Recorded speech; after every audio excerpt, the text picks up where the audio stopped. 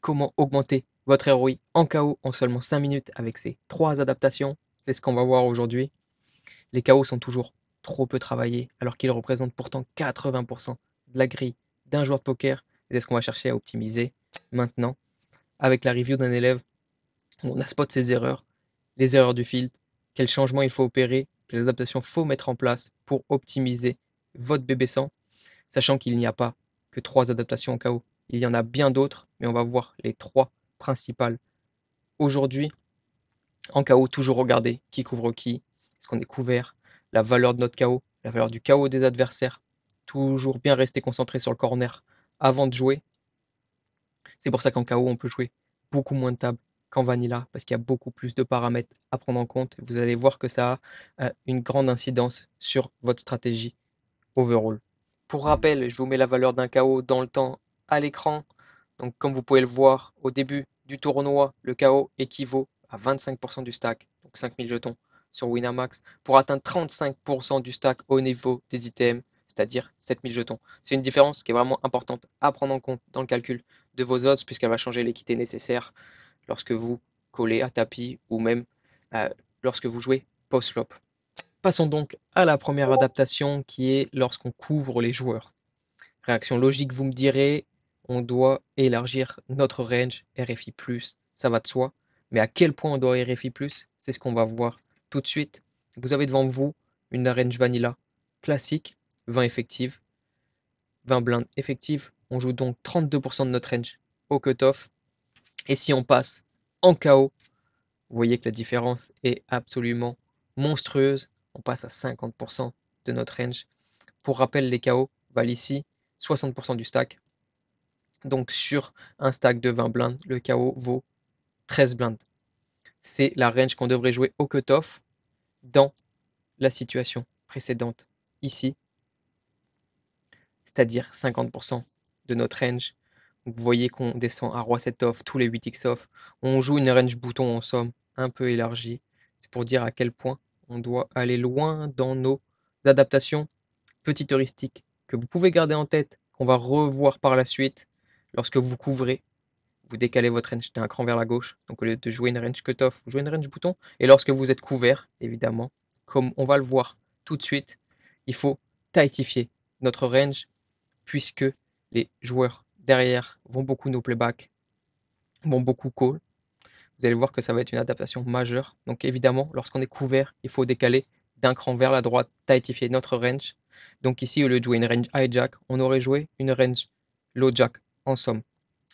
Mais ce n'est pas la deuxième adaptation majeure. La deuxième adaptation majeure à prendre en compte, évidemment, tightifier ou loosifier notre range, c'est logique.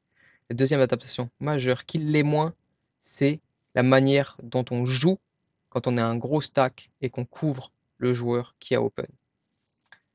Je vous laisse deviner comment vous jouirez votre range à la place de Jiménez ici, en bas à gauche, si vous couvrez Noboby. Sachant que le Bounty Noboby vaut 60% de son stack, ici 25 blindes. J'imagine que comme la plupart, vous avez répondu massivement en 3 bêtes.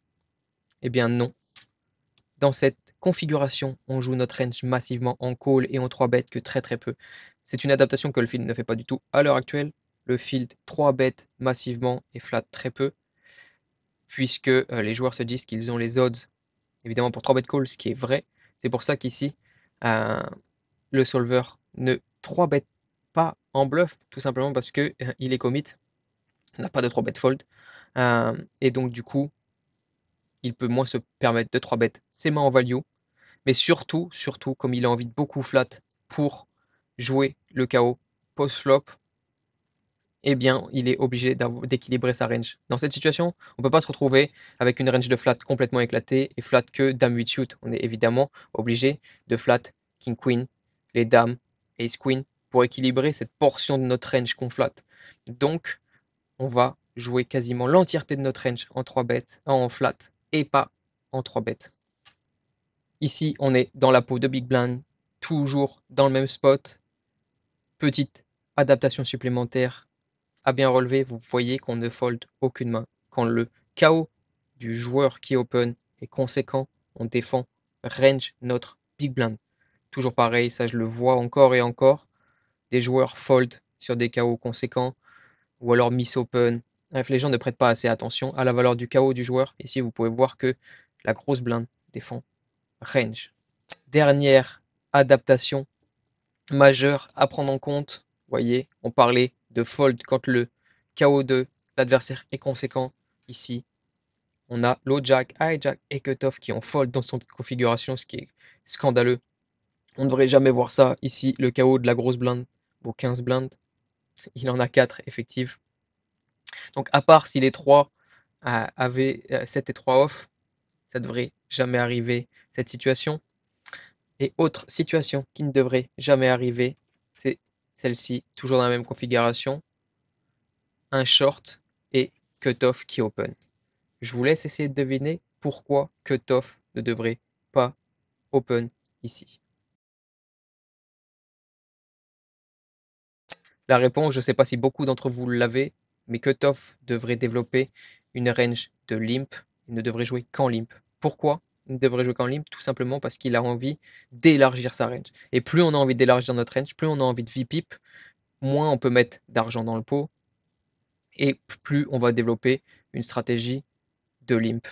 C'est pour ça que les stratégies de limp se voient souvent dans les positions tardives, cutoff, bouton, puisque ce sont les positions où on peut jouer la range la plus large et où on est en position sur les blindes. Ici, même principe, on a envie de VP beaucoup, du coup on développe toute notre range en limp. Ici, situation pas tout à fait identique, mais pour l'heuristique, elle sera bien suffisante. On est donc hijack avec un bouton qui est à 6 blindes, donc un bouton très short, et vous voyez qu'on joue 38% de notre range que en limp. On a 2,6% de raise, mais ça on peut complètement l'omettre. Toute notre range veut limp, toute notre range veut VPIP pour avoir la possibilité de target le bounty de bouton. Autre point très important, quand on raise et que ça fait call, call, call, la relance est lock et vous vous retrouvez 4-way post-flop. Et donc vous ne pouvez pas playback pour le KO de l'adversaire. Pas possibilité de l'isoler et donc de réaliser entièrement votre équité. Point très important à noter, toujours faire attention au short derrière. Donc je récapitule les 3 points très importants à mettre en place en KO si vous voulez augmenter votre ROI. Quand vous couvrez, élargissez votre range. Et à l'inverse, tightifiez votre range lorsque vous êtes couvert.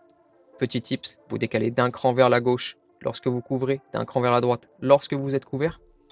Seconde adaptation, et pas des moindres, lorsque vous couvrez un joueur qui est open, qui a un gros bounty, vous devez jouer massivement votre range en call. Vous avez beaucoup d'initiatives à jouer en call pour aller jouer le KO de l'adversaire post-flop.